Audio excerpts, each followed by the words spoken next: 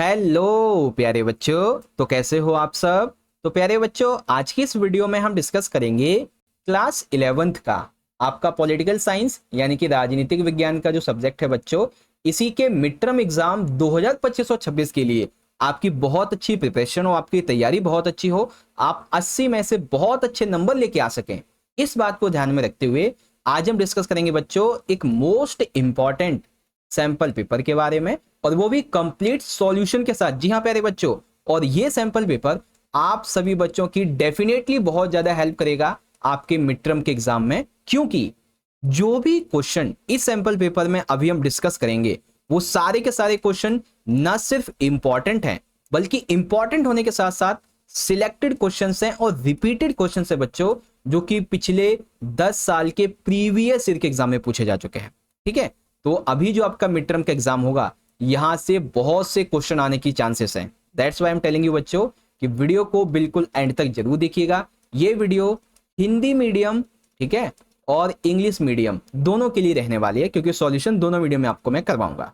ठीक है, तो चलो बच्चों शुरुआत करते हैं बिना देरी करते हुए। एक चीज और इंपॉर्टेंट बच्चों, अभी तो ये हमारा केवल पहला पेपर है। अगर आप सभी बच्चे इस वीडियो को ज्यादा से ज्यादा लाइक करते हैं, अपने सभी दोस्तों में ज्यादा से ज्यादा शेयर करते हैं और कमेंट में अपना फीडबैक बहुत अच्छा देते हैं, तो आज से ही हम आपको ऐसे ही एक दो नहीं बल्कि 5+ most important sample question paper करवाएंगे, वो भी बहुत अच्छे से सॉल्यूशन के साथ में। अगर इतने आपने कर लिए ना, तो मान के चलो आपके 80 में से बहुत बढ़िया नंबर आने वाले हैं।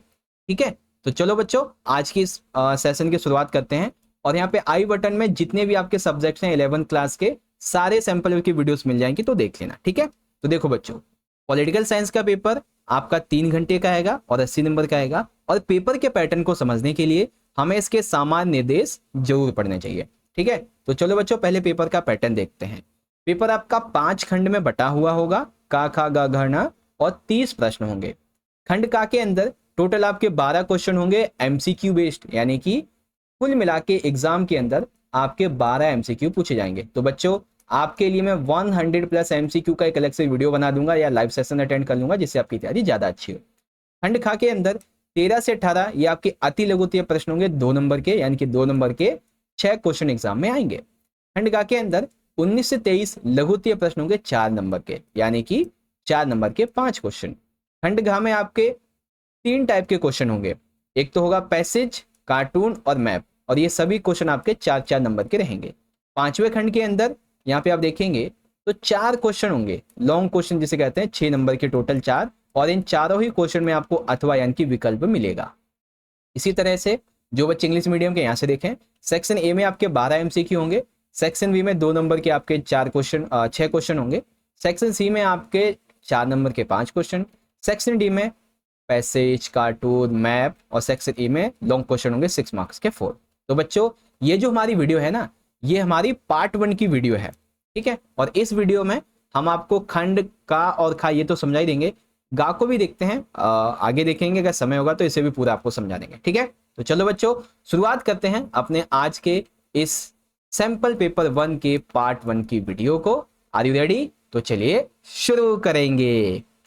ओके, तो फाइनली प्यारे बच्चों यहाँ पे आप देख सकते हैं आज की इस वीडियो का और इस पेपर का हमारा सबसे पहला खंड, खंड नंबर ए यानी कि सेक्शन ए, जो कि 12 अंक का आएगा, वो यहाँ से शुरुआत हो जाता है। अब एक चीज आपसे मैं रिक्वेस्ट करता हूँ, ध्यान से सुनो, इसमें हम 12 एमसीक्यू को डिस्कस करेंगे। तो आप सभी बच्चों से रिक्वेस्ट है कि इन एमसीक्यू क्वेश्चन का जो आंसर है आप भी अपने मन ही मन जरूर सोचें मेरे आंसर देने से पहले। इससे आपकी प्रैक्टिस हो जाएगी कि कितनी तैयारी कर रखी है, या फिर कमेंट बॉक्स में या लाइव सेशन में आप आंसर कर सकते हो। ठीक है, तो चलो बच्चों शुरू करते हैं और देखते हैं कैसे कैसे क्वेश्चन पूछे जाएंगे।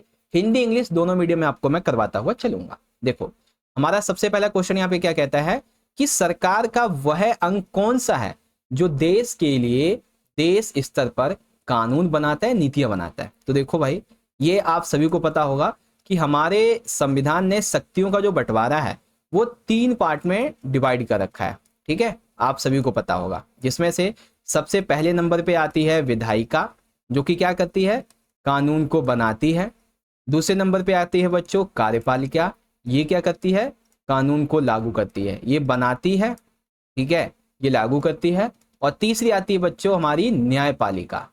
ठीक है, कौन सी, न्यायपालिका, ये क्या करती है, कानून के संबंध में कोई भी अगर विवाद होता है तो उसके लिए ये न्याय करती है। ठीक है, तो अब इसमें क्या पूछा जाएगा कि देश स्तर पे कानून और नीतियां कौन बनाता है। तो अब आपको आंसर मिल गया ना आपका, कौन बनाता है बच्चों, विधायिका। ठीक है, आंसर क्या निकला हमारा, विधायिका। अब इसको इंग्लिश में देखेंगे, it is the part of the government that makes law and policies for the country at the country level. तो ये करती है एग्जीक्यूटिव। कौन करती है बच्चों, एग्जीक्यूटिव। आगे आप सभी को समझ में, चलो। लेकिन सर यहाँ पे एग्जीक्यूटिव का मतलब तो कार्यपालिका है। जी हाँ, बिल्कुल सही। यहाँ पे आपका इंग्लिश में जो है ना ऑप्शन ए करेक्ट होगा, यहाँ पे बाय मिस्टेक हो गया, चलो कोई बात नहीं।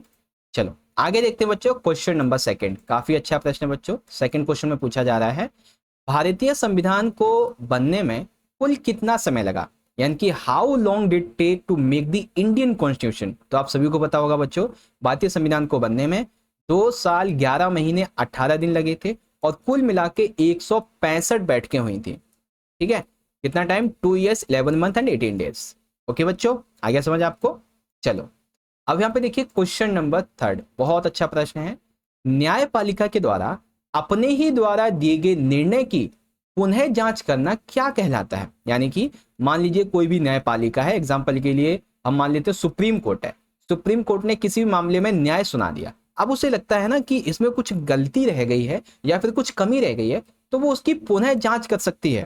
तो ये क्या कहलाता है बच्चों, अपने ही न्याय का दोबारा से पुनरावलोकन करना। दैट मीन्स न्यायिक पुनरावलोकन। इंग्लिश में reexamining the decision given by the judiciary, what is called judicial review. Okay, चलो अब देखो बच्चों, हमारा आता है अगला प्रश्न नंबर 4। बहुत अच्छा प्रश्न है बच्चों, क्योंकि यहाँ पे आपको कई सारी चीजें पता चलेंगी। क्वेश्चन क्या है, लोकसभा के बारे में निम्नलिखित कथनों को ध्यानपूर्वक पढ़िए। तो बच्चों लोकसभा के बारे में हमें बातें कही गई हैं, ध्यान से देखना। पहली बात यह है इसका चुनाव। तो बच्चों लोकसभा जो होती है इसका चुनाव कौन करता है, जनता करती है। कैसे, अपने वयस्क मताधिकार के द्वारा, यानी कि वोट के माध्यम से। सही बात है। दूसरा, लोकसभा को निचला सदन कहा जाता है या फिर इसे आम जनता का सदन कहा जाता है। बिल्कुल सही। लोकसभा में जो भी बैठकें होती हैं इनकी अध्यक्षता करते हैं लोकसभा के अध्यक्ष। सही बात है। लोकसभा के अधिकतम सदस्य संख्या जो है ना वो तकरीबन 552 थी शुरुआत में, लेकिन आज वर्तमान में देखा जाए तो 543 है। ये भी सही है। लोकसभा का कार्यकाल 6 वर्षों का होता है। ये गलत है बच्चों, क्योंकि कितने वर्षों का होता है, 5 वर्षों का। तो यहाँ पे आप देखेंगे 1 2 3 4, डी वाला ऑप्शन हमारा करेक्ट हो जाएगा। ठीक है, आप सभी बच्चे भी आंसर देते चलिएगा ताकि आपकी प्रैक्टिस हो जाए। ओके, चलो सेम इसी तरीके से इंग्लिश में देखेंगे, consider the following statement about the Lok Sabha. तो इलेक्शन किस प्रोसेस के माध्यम से होता है, वोटिंग प्रोसेस के माध्यम से, जो कि पब्लिक करती है। इसे हम लोअर हाउस भी कहते हैं या फिर कॉमन पीपल का हाउस भी कहते हैं। और यहाँ पे जितनी भी मीटिंग्स होती हैं उससे प्रेजाइड करते हैं speaker of the Lok Sabha. Maximum numbers of members इसके हो सकते हैं 552, करेंटली 543 है। एंड टेन्योर इसका 5 years का है, जो कि यहाँ पे 6 का दे रखा है, ये गलत है। That's why option D is the correct. आ गया समझ। चलो बच्चों अब देखो क्वेश्चन नंबर 5, इसमें कहा गया है अभिकथन और कारण। तो पहले हमें अभिकथन पढ़ना है फिर कारण को पढ़ना है। अभिकथन कहता है संविधान के 91 संविधान संशोधन के द्वारा मंत्री परिषद के सदस्यों की संख्या को सुनिश्चित किया गया। सही बात है बच्चों, हमारे संविधान का जो 91वां संविधान संशोधन हुआ था ना, इसके माध्यम से मंत्री परिषद के सदस्यों की संख्या तय की गई। और वो कितनी थी बच्चों, पार्लियामेंट के 50% मेंबर्स। एग्जाम्पल के लिए मानते हैं पार्लियामेंट में कुल मिला के 100 मेंबर्स हैं, तो मंत्री परिषद में कितने मेंबर्स होंगे, सिर्फ और सिर्फ 15। अब इसी को आप आगे कर दो, मान लेते हैं 400 मेंबर्स हैं पार्लियामेंट में, तो इसमें कितने होंगे, 60 होंगे। ऐसे ही करके 543 का 50% निकाल लो, उतने मंत्री परिषद में होंगे। ये सही बात है। दूसरा, मंत्री परिषद के कार्य स्तर के आधार पर इसे 3 प्रकार से विभाजित किया जाता है। अब देखो एक तरफ तो बात की जा रही है 91 कॉन्स्टिट्यूशन अमेंडमेंट की, है ना, लेकिन दूसरी तरफ बात की जा रही है इसके कार्य स्तर के आधार की। तो यहाँ पे बातें बिल्कुल अपनी अपनी जगह दोनों सही हैं, लेकिन यहाँ पे व्याख्या बिल्कुल भी नहीं है। दैट्स वाई ऑप्शन बी हमारा करेक्ट होगा। अब इसी को इंग्लिश में देखेंगे बच्चों, कहा गया है the number of members of council of ministers has been fixed by the 91st constitution amendment of the constitution. Reason ये ठीक है हमारा, रीजन क्या कहता है, council of ministers is divided into 3 types of the basis of work level. ये भी ठीक है, बट यहाँ पे एक्सप्लेनेशन नहीं है। दैट्स वाई हमारा जो ऑप्शन है ये ए वाला करेक्ट होगा। Got it. चलो क्वेश्चन नंबर 16 बहुत ही आसान प्रश्न है बच्चों, बहुत आसान प्रश्न है। क्वेश्चन 6 क्या कहता है, सरकार के द्वारा समाज में छुआछूत प्रथा की समाप्ति के लिए, मतलब समाप्ति किस अनुच्छेद के द्वारा की गई है। ठीक है, तो आप सभी को पता होगा बच्चों, अनुच्छेद 14 से लेकर 18 में हमारा जो समानता का अधिकार है, कौन था, समानता का अधिकार। इसी में अनुच्छेद जो 17 है वो कहता है कि समाज में छुआछूत की जो समाप्ति है वो की जाएगी, यानी कि जो अनटचेबिलिटी है उसको अबॉलिश कर दिया गया। ठीक है, किस आर्टिकल के तहत, आर्टिकल 17। अब आपसे मेरा एक क्वेश्चन है, आप सारे के सारे बच्चे मुझे कमेंट बॉक्स में बताना। मेरा क्वेश्चन आपसे ये है कि कानून के समक्ष समानता, ठीक है, कानून के समक्ष समानता, ये इन 14 से लेके 18 आर्टिकल में कौन से आर्टिकल में है। ठीक है, आपको आर्टिकल देखो कमेंट कैसे करना है, क्वेश्चन नंबर 6 और आर्टिकल ऐसे करके डाल देना है, जो भी लगे आपको, 14, 15, 16, 17, 18 जो भी लगे। ठीक है, कमेंट करो जल्दी से, जिस भी बच्चे का सही रहेगा मैं कोशिश करूंगा उससे हार्ट देने की। क्वेश्चन नंबर 7 बहुत अच्छा प्रश्न है बच्चों, ध्यान से देखो। चुनाव की तिथि से घोषणा से लागू होता है, यह मतदान के परिणाम आने पर समाप्त होता है, यह किसकी विशेषता है। यानी कि जब भी चुनाव होते हैं तो चुनाव के टाइम पे शुरुआत से ही ये लागू हो जाती है, और जब तक चुनाव खत्म होते हैं, जब तक चुनाव का परिणाम आता है, सरकार नहीं बनती, तब तक ये लागू रहता है। तो इसको क्या कहते हैं बच्चों, ये होती है चुनाव आचार संहिता। ठीक है, इलेक्शन कोड ऑफ कंडक्ट कहलाता है ये। ओके, 2 नंबर का बहुत अच्छा प्रश्न है ये। अगला है क्वेश्चन नंबर 8, बहुत ही आसान प्रश्न है। संविधान का ऐसा कौन सा प्रावधान था जो कि लगभग बिना किसी वाद विवाद के पारित हो गया। तो एक ऐसा बच्चों प्रोविजन है जो कि बिना किसी डिबेट के वो इजीली पास हो गया। तो वो कौन सा था बच्चों, सार्वभौमिक वयस्क मताधिकार। ठीक है, यूनिवर्सल मताधिकार, अच्छा यूनिवर्सल कह सकते हो, यूनिवर्सल वोटिंग या मताधिकार। अब यहाँ पे एक छोटा सा क्वेश्चन और मैं आपसे पूछता हूं, अगर आपको पता हो तो बताना, कि पहले मताधिकार की आयु ना 21 थी। ठीक है, लेकिन बाद में इसको 18 किया गया, जो कि 61 अमेंडमेंट के अकॉर्डिंग हुआ था, यानी कि 61 कॉन्स्टिट्यूशन अमेंडमेंट, संविधान संशोधन। आपको कमेंट ये करना है कि ये किस ईयर में हुआ। ठीक है, क्योंकि ईयर के लेके भी एक क्वेश्चन एग्जाम में आता है। अगर आपको नहीं पता है तो मैं अगली वीडियो में इसका आंसर दे दूंगा, चिंता मत करो। ठीक है, या फिर कमेंट बॉक्स में पिन कर दूंगा, देख लेना। ओके, अगला है बच्चों, एक सेकेंड, हाँ, क्वेश्चन नंबर 9 हमारा ये है कि कब और किस संविधान संशोधन के द्वारा नागरिकों के जो मौलिक कर्तव्यों की सूची है इसका समावेश किया गया। ठीक है, और ये अनुच्छेद 51 के काम में हुआ। तो मौलिक कर्तव्य कब जोड़े गए थे बच्चों, 42वें संविधान संशोधन के तहत। कब हुआ था, 1976 में हुआ था। ठीक है, when and by which constitutional amendment the list of fundamental duties of the citizens in article 51A has been included, option C correct है। चलो क्वेश्चन नंबर 10 बहुत ही सिंपल सा क्वेश्चन है, बहुत ही इजी है।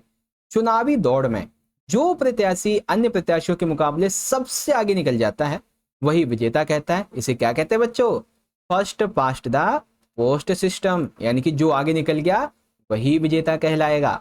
ओके, चलो क्वेश्चन नंबर 11 बहुत अच्छा प्रश्न है, इस एग्जाम में क्वेश्चन जरूर आता है। संपत्ति के अधिकार को मौलिक अधिकार से कब हटा दिया गया। ठीक है, आप सभी को पता है बच्चों, हमारे ना पहले 7 मौलिक अधिकार हुआ करते थे, फिर अनुच्छेद 31 के अंदर दिए गए मौलिक अधिकार छठा संपत्ति का अधिकार, इसे हटा दिया गया। आज के टाइम पे ये एक कानूनी अधिकार बन गया है बच्चों। इसे कब हटाया गया था, 1978 में हटाया गया था। कब, 78 में। अब देखो क्वेश्चन नंबर 12 बहुत अच्छा प्रश्न है, और ये आपका 2 नंबर का क्वेश्चन भी बनेगा। संसदीय कार्यपालिका में प्रधानमंत्री होता है। तो संसदीय कार्यपालिका में प्रधानमंत्री सरकार का प्रमुख होता है, यानी कि ही is the head of the government in parliamentary executive. यह विधायिका में जिसको बहुमत मिलती है उस दल का ये नेता होता है। He is the leader of the majority party in the legislature. यह विधायिका के प्रति जवाबदेह होता है। It is answerable to legislature. क्या ये बातें सारी सही हैं? हाँ सर, ऑल, यानी कि ऑप्शन डी हमारे यहाँ पे करेक्ट हो जाएगा। ओके बच्चों, तो इस तरह से अभी तक हमने पिछले 14 से 15 मिनट के अंदर हमारे सेक्शन ए के जितने 12 एमसीक्यू थे वो तो हमने कर लिए। देखो अब पता है कुछ बच्चों को लग रहा होगा अरे सर जी इतने इजी एमसीक्यू थोड़ी ना आएंगे एग्जाम में। तो देखो मैंने क्या कहा, मैं आपको 5 सैंपल पेपर करवा रहा हूं, है ना। तो ये पहला पेपर मैंने थोड़ा इजी इसलिए बनाया है, इजी जरूर है लेकिन इंपॉर्टेंट क्वेश्चन है, ये भी बात ध्यान में रखना, ठीक है, ताकि आपका इंटरेस्ट जगे और आप सैंपल पेपर की वीडियोस को आगे देखते रहें। अगर मैं पहले ही इतना हाई पेपर बना दूंगा तो आप कहोगे अरे सर जी मन नहीं मेरा देखने का, छोड़ो बाद में देखेंगे या देखेंगे ही, है ना। तो आपके इंटरेस्ट को भी ध्यान में रखना पड़ता है और इंपॉर्टेंट चीजों को भी ध्यान में रखना पड़ता है। ओके, चलो अब देखते हैं बच्चों अपने 2 नंबर वाले सेक्शन को, जो कि है खंड खा यानी कि सेक्शन नंबर बी। तो आ जाओ शुरू करते हैं। देखो क्वेश्चन नंबर 13 क्या कहता है, ध्यान से देखिएगा। देश में कौन सी शक्ति कानून बनाती है उसकी परिभाषा लिखिए। ठीक है, तो यानी कि हमें यहाँ पे बताना है विधायिका के बारे में। ठीक है, तो देखो विधायिका सरकार का वह अंग होती है जो देश के लिए देश स्तर पर कानून बनाती है, देश के लिए नीतियां बनाती है। और विधायिका के पास संविधान की बहुत सारी कार्यकारी शक्तियां भी होती हैं। विधायिका के बच्चों 2 सदन होते हैं, एक उच्च सदन जिसे राज्यसभा कहते हैं, एक निचला सदन जिसे लोकसभा कहते हैं। ठीक है, पहला लोकसभा, दूसरा राज्यसभा, जो कि अभी आपको मैंने बताया। विधायिका के सदस्यों का जो चुनाव है वो आम जनता के द्वारा होता है और ये जनता का प्रतिनिधि बनकर कानून का निर्माण करते हैं। बिल्कुल सिंपल सा कॉन्सेप्ट। अब इसी में अथवा करके दिया गया है कि राजनीतिक और स्थायी कार्यपालिका में अंतर बताओ। देखो कार्यपालिका 2 तरीके की होती है, पहले तो समझो कार्यपालिका क्या है। ये विधायिका के द्वारा जो भी कानून बनाए जाते हैं ये उन कानूनों को लागू करती है। अब एक तो राजनीतिक है, पॉलिटिकली एग्जीक्यूटिव है, एक है कार्य स्थायी। तो इनमें क्या डिफरेंस है इसको भी समझ लो। देखो ध्यान से देखना बच्चों, काफी अच्छा क्वेश्चन है। राजनीतिक कार्यपालिका सरकार के जो प्रधान है यानी कि प्रधानमंत्री वगैरह हो गए, उनके मंत्री हो गए, उनको हम कहते हैं राजनीतिक कार्यपालिका। ठीक है, और ये सभी सरकार की नीतियों के लिए उत्तरदायी होते हैं।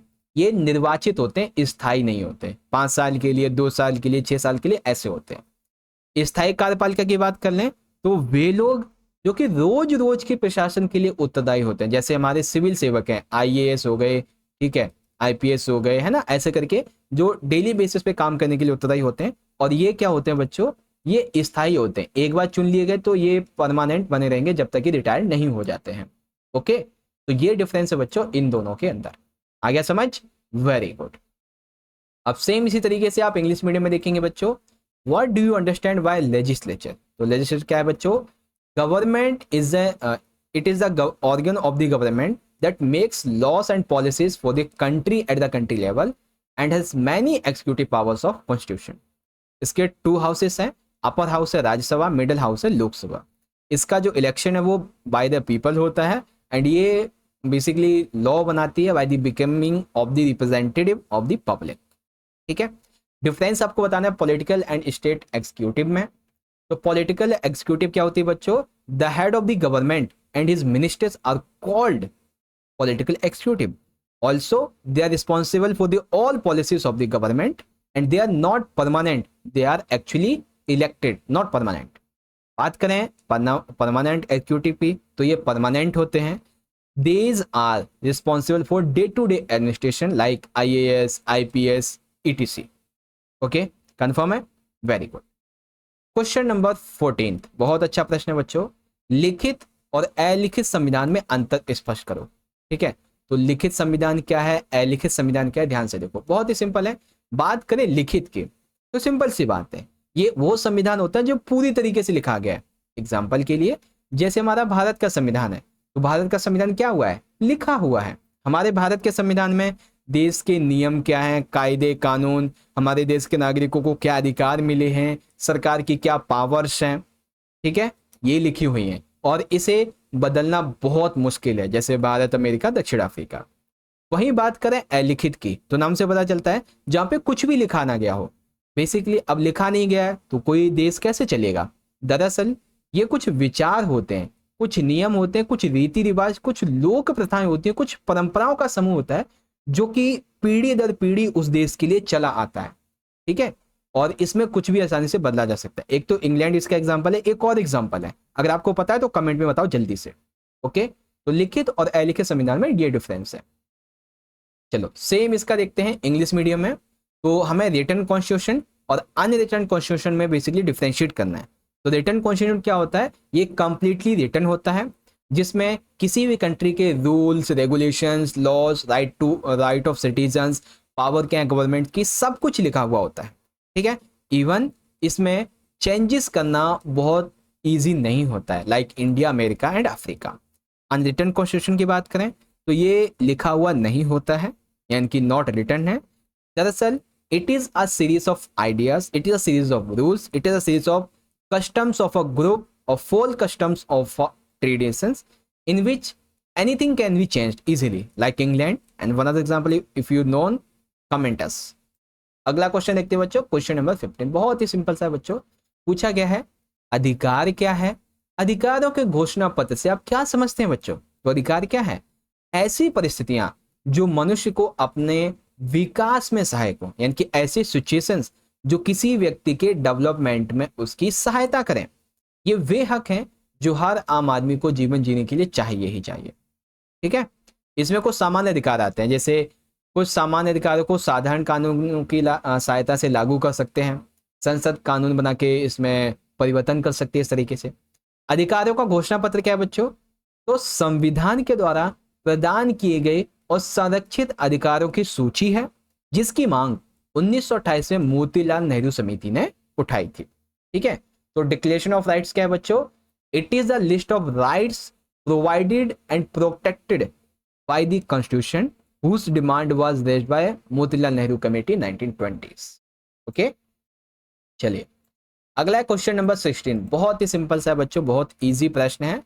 आपको बताना है आरक्षित चुनाव क्षेत्र और पृथक निर्वाचन मंडल में डिफरेंस। तो बच्चों पहले आरक्षित की बात करेंगे फिर पृथक की। देखो यहाँ पे ना मैं दो सिनेरियो लेता हूं, ध्यान से समझ लीजिएगा। एक सिनेरियो है हमारा ये ए वाला, ठीक है, ए वाला नहीं, ये हमारा एक सिनेरियो है नंबर 1 और ये हमारा एक सिनेरियो है नंबर 2। अब ध्यान से देखना, पहले आरक्षित चुनाव क्षेत्र की बात करेंगे। उम्मीदवार उसी समुदाय का होगा जिसके लिए सीट आरक्षित है, लेकिन वोट सभी डालेंगे। अब पहली सिचुएशन क्या कहती है कि मान लीजिए किसी भी एरिया में ये ए से लेके जेड तक के टोटल समुदाय के लोग रहते हैं, लेकिन यहाँ पर ये जो सीट है ये आरक्षित है ए समुदाय की।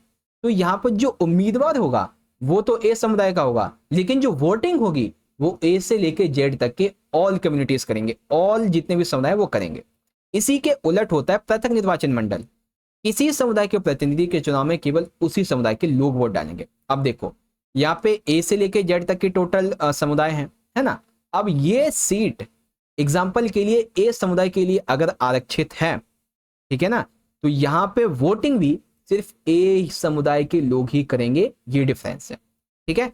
आरक्षित चुनाव क्षेत्र में वोटिंग सभी करेंगे, लेकिन उम्मीदवार उसी समुदाय का होगा। पृथक निर्वाचन मंडल में वोटिंग भी उसी समुदाय के करेंगे और जो प्रतिनिधि है वो भी उसी समुदाय का होगा, ठीक है। बहुत सिंपल सा आंसर हो गया इसका, है ना बच्चों। चलो अब इसका देखते हैं, हमारा यहाँ पे अगला आता है इंग्लिश में। तो रिजर्व्ड कॉन्स्टिट्यूंसी क्या होती है और सेपरेट इलेक्टोरल कॉलेज क्या होता है, इसके बारे में सिंपल सा है, समझा दिया वैसे तो हिंदी में, और एग्जाम्पल भी दे दिया अच्छे से। अब यहाँ पे एक एमसीक्यू था हमारा न्यायिक पुनरावलोकन का, अब आपको रिट भी बता देंगे। तो न्यायिक पुनरावलोकन आपको बता दिया है, न्यायपालिका विधायिका के द्वारा पारित कानूनों और संविधान की व्याख्या कर सकती है और अपने द्वारा दिए गए न्याय जो है उन पर जांच भी कर सकती है। रिट क्या होती है बच्चों? तो जब भी मौलिक अधिकार के उल्लंघन होता है या फिर मौलिक अधिकारों की रक्षा के लिए सर्वोच्च न्यायालय या फिर उच्च न्यायालय कुछ विशेष आदेश जारी करती है, इसे हम रिट कहते हैं, ठीक है। आया समझ में आप सभी को? चलो बहुत बढ़िया। अब इसका या इंग्लिश मीडियम में जुडिशियल रिव्यू क्या होती है और रिट क्या होता है इसके बारे में, ओके। चलो अब यहाँ पे एक छोटा सा हमारा क्वेश्चन और आ जाता है। इस क्वेश्चन की तरफ बहुत कम बच्चों का ध्यान जाता है, जबकि ऐसे ही क्वेश्चन एग्जाम में दरअसल आ जाते हैं। क्वेश्चन क्या है? संसदीय समितियों का क्या महत्व होता है। अब देखो आपने पढ़ा होगा कि संसद ना कानून बनाती है और कानून बनाने के कई सारे लेवल होते हैं, कई सारे स्टेज होते हैं। अब इसमें जो पहला स्टेज होता है ना, उसी में जो ये संसदीय समितियां होती है वो निर्णय लेती हैं, वो ये देखते हैं कि कानून बनाना है या नहीं बनाना है, ठीक है। तो पहला काम क्या है इनका? इसमें सभी संसदीय दलों का प्रतिनिधित्व होता है तथा कानून बनाने के लिए उससे जुड़े विषय का गहन अध्ययन करना होता है, जिसे संसदीय समिति भली भांति पूरा करती है, ठीक है। तो पार्लियामेंट्री कमेटीज के क्या क्या वर्क होते हैं या इंपॉर्टेंस होती है वो आप यहाँ पे देख सकते हैं, ओके। अब फिर से मैं आपसे कहूंगा कि 2 नंबर के जो क्वेश्चन आपको समझाए हैं ये इंपॉर्टेंट भी हैं और इजी भी हैं। अब जो आगे के हमारे सैंपल पेपर्स आते जाएंगे उनमें हम आपके क्वेश्चंस का लेवल लेवल लेवल लेवल और हाई करते चलेंगे। ठीक है, आया समझ? चलो अब डिस्कस करेंगे बच्चों अपने अगले खंड को, जो कि है खंड नंबर का सेक्शन नंबर सी के बारे में। बड़े ध्यान से समझिएगा। ठीक है, इसमें 4 नंबर के हमारे 5 क्वेश्चन होंगे, बहुत ही इंपॉर्टेंट है, ध्यान से देखिएगा। तो क्वेश्चन नंबर 19 क्या कहता है? देखो 19 हमसे ये कहता है, भारतीय संविधान में वर्णित मौलिक अधिकारों की विशेषताओं का वर्णन करो। ठीक है, हमारे जो 7 में से 6 मौलिक अधिकार बचे, तो ये जितने भी हमारे मौलिक अधिकार थे, इनकी क्या विशेषता है, और जो मौलिक अधिकार है इनकी क्या विशेषता है ये बताओ। ठीक है, तो मौलिक अधिकार की विशेषता निम्नलिखित है। पहली विशेषता, मौलिक अधिकारों को संविधान में सूचीबद्ध किया है, यानी कि ये ऐसे राइट्स हैं किसी भी इंडियन सिटीजन के जिसको खुद इंडिया के कॉन्स्टिट्यूशन में लिखा गया है। अब लिखा गया तो सिंपल सी बात है, इनको लागू करने के लिए भी विशेष प्रावधान स्वयं संविधान करता है। ठीक है, इनकी गारंटी, इनकी सुरक्षा स्वयं संविधान लेता है। कैसे गारंटी, कैसे सुरक्षा लेता है संविधान? तो वो ऐसे लेता है कि अगर आपके मौलिक अधिकारों का उल्लंघन होता है तो आप सीधी न्यायपालिका जा सकते हैं, आप सुप्रीम कोर्ट, हाई कोर्ट, कहीं पे भी जाके अपील दायर कर सकते हैं। इतनी हमारे मौलिक अधिकारों में पावर है। ओके, अगला, अगर कोई भी सरकार चाहे या विधायिका चाहे या संसद चाहे कि इनमें कोई परिवर्तन करना है, कुछ बदलना है, तो मौलिक अधिकारों को बदलने से पहले संविधान में संशोधन करना पड़ेगा, तब बदला जा सकता है कुछ भी। ठीक है, तो इतनी पावर्स है हमारे फंडामेंटल राइट्स में। अगला, सरकार के द्वारा ऐसा कोई भी कानून नहीं बनाया जाएगा, कोई भी ऐसा लॉ नहीं बनाया जाएगा जो मौलिक अधिकारों का उल्लंघन करे, नहीं तो सरकार को उसका सामना करना पड़ेगा, प्रोटेस्ट वगैरह होंगे फिर। ठीक है, 7वां पॉइंट, मौलिक अधिकार और अन्य अधिकारों की और भी ज्यादा रक्षा करने के लिए मानवाधिकार आयोग का भी गठन किया गया है। ठीक है, किसका? मानवाधिकार आयोग का। तो बच्चों ये विशेषता है हमारे मौलिक अधिकार की। आया समझ? इसी में अथवा है अवसर की समानता से आप क्या समझते हैं? बहुत ही सिंपल सा क्वेश्चन है बच्चों। अब इसी में एक छोटा सा टर्म और आपको मैं समझाऊंगा, एक तो अवसर की समानता और आरक्षण के बारे में भी, ध्यान से समझिएगा। देखो पहले अवसर की समानता, समाज के सभी वर्गों को समान अवसर मिले, अर्थात किसी प्रकार का भेदभाव ना हो। इसे थोड़ा और एक्सप्लेन करते हैं। किसी भी वर्ग में धर्म, मूल वंश, जाति, लिंग, जन्म स्थान, इनमें से किसी भी आधार पे प्रवेश में कोई भेदभाव ना हो। सब थोड़ा समझ नहीं आया? देखो सिंपल सी बात है।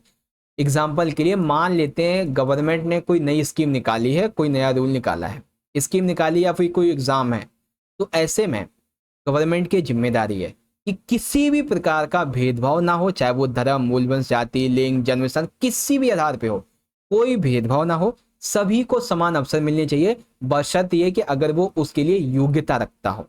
ठीक है, सरकार के द्वारा बच्चों, महिलाओं, सामाजिक और शैक्षणिक रूप से जो पिछड़े वर्ग के लोग हैं, इनको और ज्यादा ऊपर उठाने के लिए विशेष योजना बनाती जाती रही हैं, निर्णय लागू किए जाते रहे हैं। बात करें आरक्षण की, तो अवसर की समानता में आरक्षण भी जरूरी है, क्योंकि भारतीय संविधान में अनुसूचित जाति और अनुसूचित जनजाति और आदिवासी लोगों को अपने विकास के लिए अपने शैक्षिक संस्थान और सरकारी नौकरियों में कुछ हद तक छूट दी गई है, कोटा दिया गया है इनको, जिससे वे समाज के बाकी लोगों से प्रतिस्पर्धा करके खुद को उनके बराबर ला सकें। ओके बच्चों, आगे समझ? चलो अब सेम इसी का इंग्लिश मीडियम में देखेंगे बच्चों। Describe the features of fundamental rights mention in the Indian constitution. तो बच्चों फंडामेंटल राइट्स के हमारे क्या क्या फीचर्स हैं, तो बेसिकली इन्हें लिस्टेड किया गया है कॉन्स्टिट्यूशन में, और ये स्पेशल प्रोविजंस जो हैं ये कॉन्स्टिट्यूशन के द्वारा इंप्लीमेंट किए जाते हैं, ऐसे तरीके बनाए गए हैं, और साथ ही साथ इनकी जो गारंटी है, इनको जो प्रोटेक्ट करता है खुद कॉन्स्टिट्यूशन करता है। कैसे करता है? ये कहता है कि अगर इन केस ऑफ वायलेंस, अगर वायलेंस होता है आपके इन फंडामेंटल राइट्स का, तो citizens can go to the direct judiciary. ठीक है, even if any changes need in the fundamental rights need to have change in the constitution also.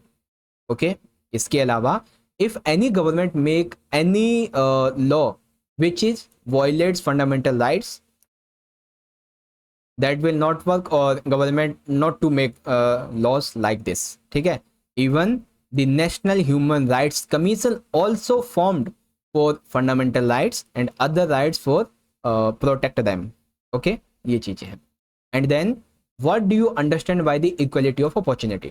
ठीक है, तो इसके बारे में क्या है बच्चों, देख सकते हैं। इक्वलिटी और अपॉर्चुनिटी क्या कहती है, there can be no discrimination, यानी कि किसी भी प्रकार का कोई डिस्क्रिमिनेशन नहीं होना चाहिए, चाहे रिलीजन हो, रेस, कास्ट, सेक्स, ठीक है, प्लेस ऑफ बर्थ, किसी भी प्रकार से कोई भी यहाँ पे डिस्क्रिमिनेशन नहीं होना चाहिए। रिजर्वेशन क्या होती है वो भी आप देख सकते हैं। ठीक है, अगला आता है बच्चों क्वेश्चन नंबर 20। बहुत अच्छा प्रश्न है बच्चों। भारतीय संसद अर्थात विधायिका के कार्यों का वर्णन कीजिए। ठीक है, तो विधायिका के बारे में यहाँ पे मैं बातें करनी है, तो चलो विधायिका की बात करते हैं। ये तो आप समझ ही गए हैं विधायिका होती क्या। अब कार्य देखो, विधायिका जो होती है वो देश और राज्य के हित में कानून बनाती है, पहला काम। दूसरा, अब जो संस्था कानून को लागू करती है यानी कि कार्यपालिका, ये उन पर नियंत्रण भी रखती है ताकि व्यवस्था सुचारू रूप से चलती रहे। वित्तीय कार्य यानी कि बजट पारित करना। ठीक है, बजट को कौन पारित करती है, विधायिका। संविधान संशोधन, संविधान के अनुच्छेद 368 के तहत विधायिका संविधान में संशोधन कर सकती है। निर्वाचन संबंधी कार्य करना, ठीक है, जैसे बहुत सारी जो निर्वाचन होते हैं वो ये, उसमें इसका हाथ होता है बहुत बड़ा। ठीक है, देश स्तर पर विभिन्न समूहों के लिए बहस का मंच है ये, क्योंकि जितने भी इसमें 543 मेंबर्स होते हैं, ठीक है, और मैक्सिमम 552, ये पूरे देश से आते हैं, तो विभिन्न समूहों के लिए बहस का मंच है ये। विदेश नीति पर नियंत्रण रखना, और भी बहुत सारे इसके कार्य हैं। ठीक है, कानून बनाना तो खैर सबसे सर्वोपरि है, आई होप आप समझ गए होंगे। सेम इसी तरीके से इंग्लिश मीडियम है, right the main functions of the parliament. तो पार्लियामेंट क्या होती है, ठीक है, लॉ बनाना इसका सबसे बड़ा काम होती है, और ये देखना कि एग्जीक्यूटिव कंप्लीटली जो वो चलते रहे, सिस्टम स्मूथली रन करे, इसके लिए एग्जीक्यूटिव पर कंट्रोल रखना। Financial functions, passing the budget, ठीक है, कॉन्स्टिट्यूशन अमेंडमेंट करना, इलेक्शन रिलेटेड वर्क हैं इसके, कंट्रोल फॉरेन, जो हमारी फॉरेन पॉलिसी है, ये सारी चीजें और भी बहुत कुछ। ठीक है, इसके अलावा है हमारा क्वेश्चन नंबर 21। बहुत अच्छा प्रश्न है बच्चों और इंपॉर्टेंट क्वेश्चन ये है, संविधान सभा देश का उचित प्रतिनिधित्व नहीं कर रही थी, कथन को सिद्ध करो। ये बात सही है बच्चों कि हमारी जो संविधान सभा बनी थी ये बिल्कुल भी पूरी तरीके से संविधान जो हमारा देश है उसका सही प्रतिनिधित्व नहीं कर रही थी। कैसे, इसका रीजन नंबर 1 है अत्यधिक दबाव, अर्थात भारतीय संविधान सभा के जो सदस्य थे, इन सदस्यों पर सरकार का, जनता का और आजादी की चिंताओं को लेकर अत्यधिक दबाव था। क्योंकि देखो, संविधान कब बनाया जा रहा था, जब भारत आजाद होने वाला था उस टाइम बनाया जा रहा था, है ना। तो उस टाइम पे गवर्नमेंट का, जो पब्लिक थी और आजादी को लेकर बहुत सारी चिंताएं, बहुत सारा दबाव था, जिस मामले में संविधान में कुछ नीति, नियम, कायदे, कानून ऐसे बनाए गए जो जल्दबाजी में बनाए गए, कुछ लोगों का ये मानना है। दूसरा बच्चों, प्रभु सत्ता की कमी, अर्थात हमने ये जाना, हमने ये पढ़ा था कि संविधान सभा के जो सदस्य थे उनका चुनाव भारतीय जनता के द्वारा नहीं किया गया, बल्कि 1935 के जो प्रांतीय चुनाव के चयनित लोग थे उनके द्वारा चुने गए थे, और उन्हीं में से कुछ लोग थे। तो भारतीय जनता की प्रभुसत्ता की इसमें कमी रही, इसमें नागरिकों की कोई भागीदारी नहीं रही। तीसरी कमी है कांग्रेस का वर्चस्व। दरअसल ये देखा गया विभाजन के बाद जब 1952 में चुनाव हुए और इन चुनावों में कांग्रेस को 82% वोट मिले, तो इस बात से ये अंदाजा लगाया गया कि जितने भी मेंबर्स थे, ठीक है, 389 शुरुआत में थे और 299 बाद में बचे, तो इन सभी में से 82% लोग तो कांग्रेस के ही थे, तो कांग्रेस का ज्यादा वर्चस्व रहा है इसमें। इसके अलावा प्रांतों का अनुचित वर्गीकरण, अर्थात यहां पर जो देसी रियासतें थी, जो रजवाड़े थे, उनको संविधान मानने के लिए बाध्य नहीं किया गया, है ना। और एक कमी धार्मिक विभिन्नता की, अर्थात सभी धर्मों के अतिरिक्त अनुसूचित जाति के मात्र 28 लोग थे। सोचो, 299 389 में से सिर्फ 28 लोग थे अनुसूचित जाति जनजाति के। एक और कमी थी, वो थी बच्चों महिलाओं की जो इसमें भागीदारी थी वो ना होना, क्योंकि मात्र कुछ 30 से 32 महिला आई थिंक इसमें थी, ज्यादा से ज्यादा मेरे हिसाब से, और अगर आपने किताब में पढ़ा होगा तो आपको पता होगा, है ना। ये चीजें हैं, तो ये इसकी कमियां हैं बच्चों। अब सेम इसी तरीके से इंग्लिश मीडियम में देखेंगे, justify the statement the constituent assembly was not representing the country properly. तो रीजन एक्सेसिव प्रेशर था बच्चों, ठीक है, गवर्नमेंट का, पब्लिक का और फ्रीडम का। उसके बाद डोमिनेंस ऑफ कांग्रेस, जब आफ्टर पार्टीशन यहाँ पे चुनाव हुए होते हैं, तो 82% वोट इसी को होते, सीट्स इसी की होती हैं। लैक ऑफ सोवरेनिटी, यानी कि यहाँ पे जो है ना, जो मेंबर्स थे वो इंडियन पीपल्स के द्वारा नहीं चुने गए थे। ये 1935 का जो प्रोविनियल इलेक्शन था उसी के मेंबर्स थे, ठीक है। और भी एक दो चीजें यहाँ पे आ जाती हैं। ओके, चलो अगला क्वेश्चन देखते हैं, क्वेश्चन नंबर 22। बहुत अच्छा प्रश्न है। समानुपातिक प्रतिनिधित्व प्रणाली क्या है, इसको विस्तार से लिखिए। तो बच्चों, समानुपातिक प्रतिनिधित्व प्रणाली, देखो ध्यान से, बहुत अच्छे ध्यान से समझो। आपने हमारे देश की चुनाव प्रणाली के बारे में तो सुना ही होगा। हमारे देश की चुनाव प्रणाली कौन सी है? सर्वाधिक वोट से मत की जीत की प्रणाली। अब इसमें क्या होता है कि जैसे 28 हमारे स्टेट्स हैं, तो एग्जांपल ले लेते हैं हम यूपी का है, ठीक है। तो अगर यूपी में चुनाव होने हैं तो क्या होगा, यूपी को ना जितने भी इसके डिस्ट्रिक्ट्स हैं उस हिसाब से इसको डिवाइड कर दिया जाता है, इसको पार्ट कर दिया जाता है और फिर इसके चुनाव होते हैं। और जितने में भी इसे डिवाइड किया जाता है, पार्ट किया जाता है, वहां से एक एक मेंबर चुन लिया जाता है। लेकिन ठीक इसी के उलट होता है इस वाली चुनाव प्रणाली में। अब इसमें क्या होता है, इस प्रणाली में प्रत्येक पार्टी चुनाव से पहले अपने प्रत्याशियों की एक प्राथमिकता सूची जारी कर देती है और अपने उतने ही प्रत्याशियों को उस प्राथमिक जो सूची होती है उसे चुन लेती है जितनी सीटों का कोटा से मिलता है, ठीक है। ये तो होगी इसकी डेफिनेशन। अब थोड़ा ध्यान से समझो, किसी बड़े भौगोलिक क्षेत्र को एक निर्वाचन क्षेत्र मान लिया जाता है। जैसे भी एग्जाम्पल दिया था ना हमने, 28 स्टेट्स हैं, ठीक है। तो इसमें क्या होगा कि पूरे के पूरे देश को ही निर्वाचन क्षेत्र मान लिया जाता है और एक निर्वाचन क्षेत्र से कई प्रतिनिधि चुने जा सकते हैं। इसमें जो मतदाता होता है वो प्रत्याशी को नहीं बल्कि पार्टी को वोट देता है। हर पार्टी को प्राप्त मत के अनुपात में विधायिका में उसे सीटें मिल जाती हैं। विजयी उम्मीदवार को वोटों का बहुमत हासिल होता है। इजराइल और नीदरलैंड ये इसके एग्जाम्पल है, ठीक है। तो हमारी जो चुनावी प्रणाली है ठीक उससे उलट ये वाली। अब इसी का इंग्लिश वर्जन देखेंगे। What is proportional representation system, right in detail. तो प्रोपोर्शनल रिप्रेजेंटेशन सिस्टम क्या है, इसके बारे में और भी सारी चीजें यहाँ पे देख सकते हो। अब आता है बच्चों हमारा अगला क्वेश्चन, बहुत ही सिंपल सा, बहुत ही इजी भी कह सकते हैं इसे हम।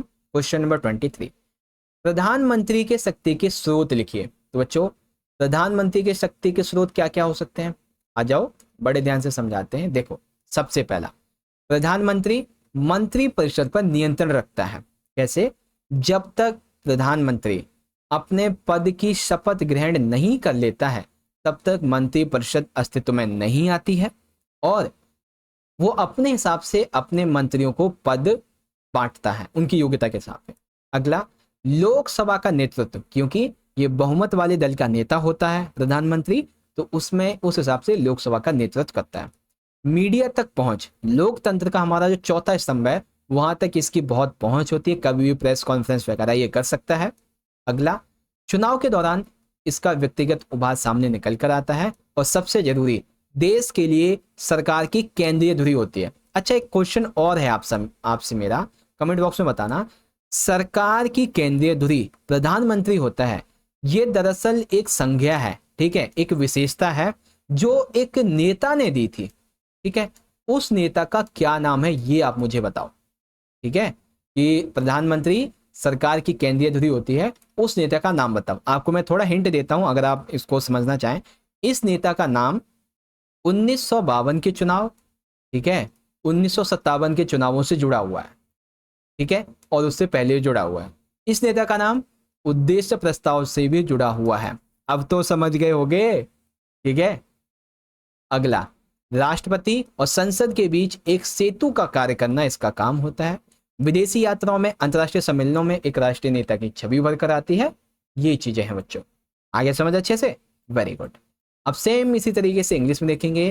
Right the source of power of the prime minister, the following are the source of the power of prime minister, control over the council of ministers, Lok Sabha leadership, media access और भी बहुत सी चीजें जिसे आप देख सकते हो, ठीक है। आगे आप सभी को समझ में, चलो बहुत बढ़िया बच्चों। अब हम सेक्शन नंबर डी को भी एक बार कंफर्म कर लेते हैं, इसको भी समझ ही लेते हैं क्योंकि कहाँ इसके लिए मैं अलग वीडियो बनाऊंगा, इसको भी समझ ही लेते हैं, ठीक है। तो खंड घ है हमारा, सेक्शन नंबर डी है, पैसेज, कार्टून और मैप वाले क्वेश्चन है बच्चों। यहाँ पे थोड़ा सा ना एक चीज आपको मैं बता दूं, एग्जाम के अंदर पैसेज में क्वेश्चन बेसिकली आपके एक एक नंबर के ऐसे आएंगे, लाइन वाले 1 मार्क्स वाले क्वेश्चन आएंगे और कार्टून वाले क्वेश्चन भी आपके 1 मार्क्स वाले आएंगे। लेकिन यहाँ पे मैं आपको सोच रहा हूँ कुछ एमसीक्यू करवाऊँ, ठीक है, जिससे कि आपकी एमसीक्यू की तैयारी हो, पैसेज और मैप कार्टून की। बाकी मैप आपको भी मैं समझा दूंगा। तो चलो आ जाओ, शुरू करते हैं बिना देरी करते हुए। तो क्वेश्चन नंबर 24 है, दिए गए गद्यांश को ध्यानपूर्वक पढ़िए और पूछे गए प्रश्नों के उत्तर लिखिए। तो ये रहा हमारा गद्यांश और ये रही हमारी बाकी सारी बातें। तो गद्यांश पढ़ते हैं। आप जानते हैं कि लोकतांत्रिक चुनावों में देश के सभी वयस्क नागरिकों को चुनाव में वोट देने का अधिकार होना जरूरी है। इसी को सार्वभौमिक वयस्क मताधिकार के नाम से जानते हैं। अनेक देशों में नागरिकों को इस अधिकार से प्राप्त करने के लिए अपने शासकों से बहुत लंबी लड़ाइयां लड़नी पड़ी। बहुत से देशों में तो महिलाओं को यह अधिकार काफी देर और संघर्ष के बाद मिला। हमारे क्वेश्चन क्या निकल के आते हैं। क्वेश्चन 1, सार्वभौमिक वयस्क मताधिकार क्या है बच्चों? ठीक है, सार्वभौमिक वयस्क मताधिकार क्या है कि 18 वर्ष से ऊपर सभी नागरिकों को मत का अधिकार होना। ठीक है, दूसरा, वोट का अधिकार क्या है? तो वोट बच्चों क्या है? ये एक वैधानिक अधिकार है। वैधानिक कह लो या फिर राजनीतिक अधिकार कह लो, एक ही बात है। अब देखो बच्चों, मैंने आपसे एक क्वेश्चन पूछा था कि जो मताधिकार की आयु है इसको 21 से घटाकर 18 साल कब किया गया था? ठीक है, तो ये किया गया था बच्चों 1988 में। कई जगह इसका आंसर 89 भी मिलता है, लेकिन हम आपकी किताब के अनुसार चलेंगे तो 88 है। ठीक है, इस अनुच्छेद संशोधन के तहत ये हुआ था बच्चों 61वें संविधान संशोधन के तहत। अनुच्छेद कौन सा था? 326। सारी चीजें आपको बता दी, कब हुआ, किस अनुच्छेद के तहत, कौन सा अमेंडमेंट था। ओके, अगला क्वेश्चन, भारत में आम चुनाव कितने वर्षों का होता है? सभी को पता है 5 साल का होता है। अब सेम इसी तरीके से इंग्लिश में देख लेंगे। ये आपका पैसेज है। क्वेश्चन है, what is universal adult surface? है सरफेस, हाँ सरफेस नहीं होना चाहिए। हाँ ठीक है ठीक है ठीक है, हाँ ठीक है। आगे, voting rights for all citizens above 18 years, ये रहेगा। राइट टू वोट, ये एक पॉलिटिकल राइट है या फिर स्टेटरी राइट जिसे कह सकते हैं। When was the voting age reduced in 21 to 18 years? 1988।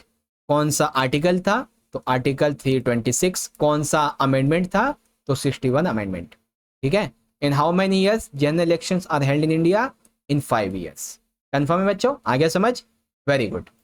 अब आ जाओ बच्चों क्वेश्चन नंबर 25 में देखो क्या है कि भारत के दिए गए रेखा मानचित्र पर द्विसदनीय राज्य पद्धति वाले किन्हीं 4 राज्यों को चिन्हित कर नाम लिखो। देखो ध्यान से सुनो, एग्जाम के अंदर क्या होगा कि आपको ना इस तरह से 4 विशेषताएं दी होंगी। ठीक है, विशेषता 1, विशेषता 2, विशेषता 3, विशेषता 4।